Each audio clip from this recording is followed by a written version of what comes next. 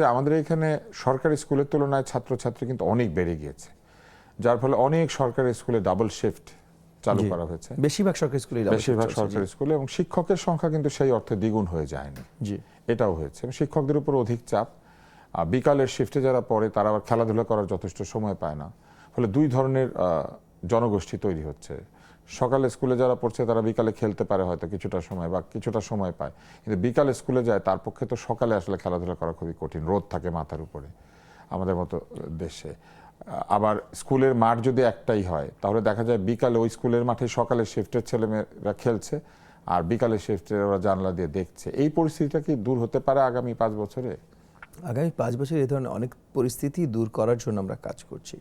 So স্কুলে যেন এরকম মাল্টিপল শিফটস হতে না হয়, টিচারের নাম্বারস এবং কোয়ালিটি অফ টিচারদের জন্য সমস্যা কমিয়ে আনি। সব সমস্যা ওভারনাইট মানে 5 বছরও কিন্তু খুব অল্প সময়, যখন এটা এত বড় একটা জাতিগত একটা কথা বলছেন। বাট এই অল্প সময়ের ভিতরেও আমাদের পরিকল্পনা আছে এগুলো কীভাবে বদলানো যেতে পারে।